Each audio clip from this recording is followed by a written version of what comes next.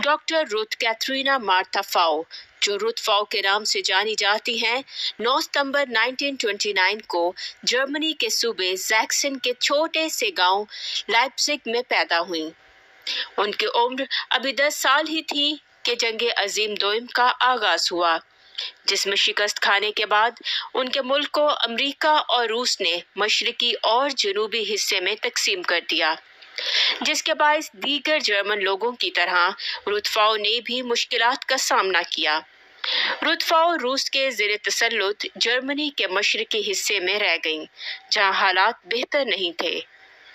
इसीलिए वो किसी न किसी तरह 1948 में अमेरिका के ज़ेर कब्जा मगरबी हिस्से मुंतकिल हो गईं, जहां उन्होंने मेडिकल की तालीम हासिल करने का आगाज किया और 1949 में डिग्री हासिल की। जुल्म और सितम, बीमारी, भूख और कत्ल व गारत को कम उम्री में देखने वाली रुथ फाओ चाहती थी कि वो अपनी जिंदगी नादार और बीमार लोगों की खिदमत में गुजारे। यही वजह है कि वो इब्तदाई तौर पर राहिबा बनी, जिसके बाद वो एक missionary Tanzeem daughter of the heart मेरी की रुकन बन गई। 1960 में इस तंजीम ने गुर्बत और बीमारियों का सामना करने वाले अफराद की खिदमत के लिए उन्हें भारत भेजने के लिए तैयार किया, मगर वहां का वीज़ा ना मिलने की वजह से उन्हें पाकिस्तान भेजा गया और फिर वो यहीं की होकर रह गईं।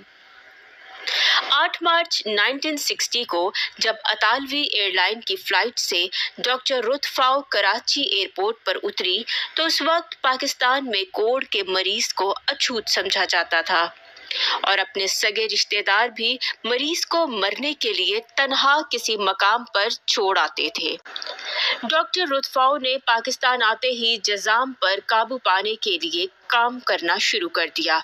वो अपने हाथों से कोड़ियों को अद्वियात देती और मरहम पट्टी करती।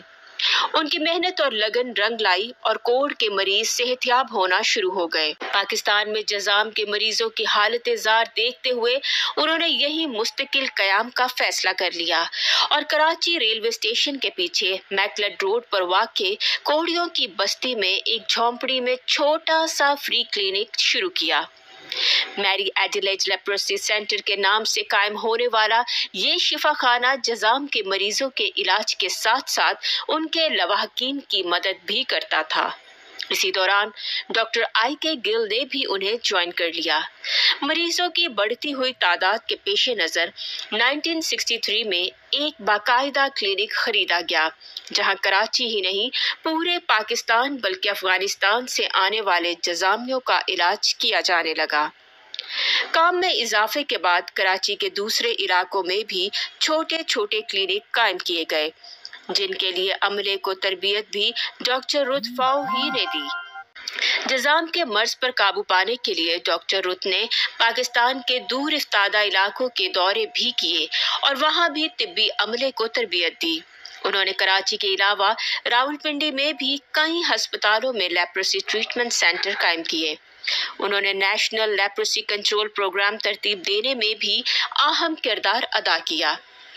डॉक्टर रुथ फाओ, उनकी साथी सिस्टर बैनस और डॉक्टर आई के गिल की बेलौस काविशों के बायस पाकिस्तान से इस मूजी मर्ज का खात्मा मुमकिन हुआ और अक़वाम मुत्तहिदा के ज़ैली इदारे वर्ल्ड हेल्थ ऑर्गेनाइजेशन ने 1996 में पाकिस्तान को एशिया के इन अव्वलीन ममालिक में शामिल किया, जहां जज़ाम के मर्ज पर कामयाबी के साथ काबू पाया गया। 1960 में सिर्फ 80 बिस्तरों से शुरू होने वाला सेंटर आज मुल्क का सबसे बड़ा और वाहिद जज़ाम के इलाज का सेंटर है।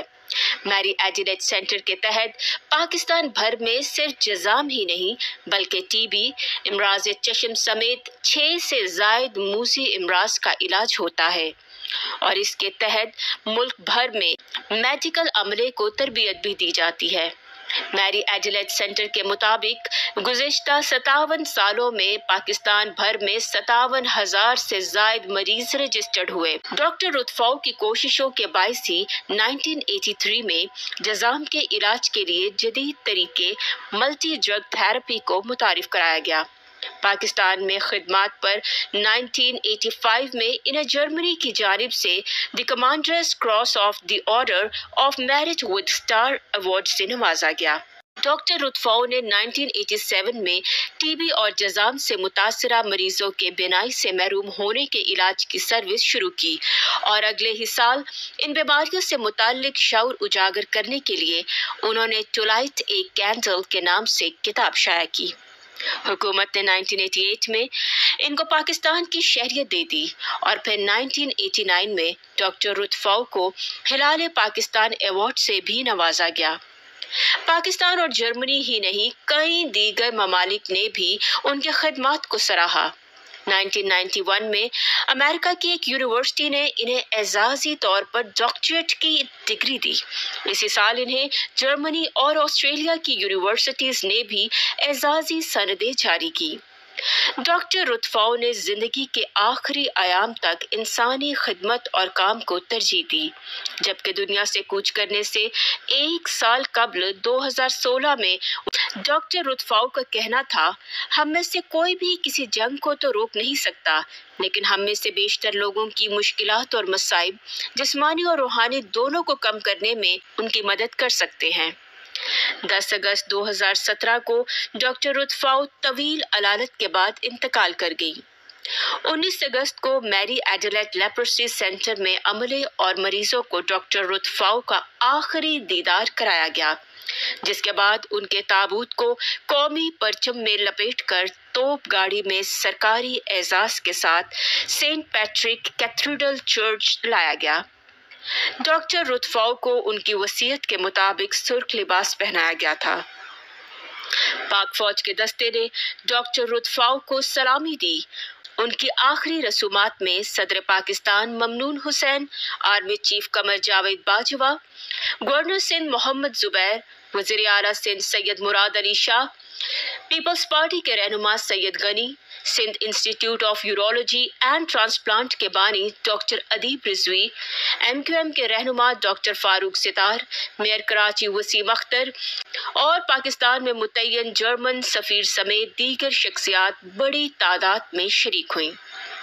उन्हें कराची के तारीखी गोरा कब्रिस्तान में सुपुर्द खाक किया गया। गोरा कब्रिस्तान में डॉक्टर रुतफाउ की कब्र सादा तरीके से बनाई गई है, ताहम इस कब्र को पाकिस्तान की पहली डिजिटल कब्र का एजाज हासिल है। मैरी एडिलेड सेंटर ने जदीद टेक्नोलॉजी का इस्तेमाल करते हुए डॉक्टर रुतफाउ की कब्र के मार्बल के ऊपर QR कोड कुनंदा किया है, जिसे किसी भी स्मार्टफोन पर स्कैन करने से मोबाइल सारफ डॉक्टर रुतफाउ की जिंदगी और खिदमत से मुतालिक बनाए गए खुसूसी गूगल दस्तावेजात तक रसाई हासिल कर सकता है। नाज़रीन, उम्मीद करते हैं कि आपको हमारी आज की वीडियो अच्छी लगी होगी। अगर आपको पसंद आई हो तो चैनल को सब्सक्राइब करना मत भूलिएगा और इसके साथ ही बेल आइकन को प्रेस करना मत भूलिएगा।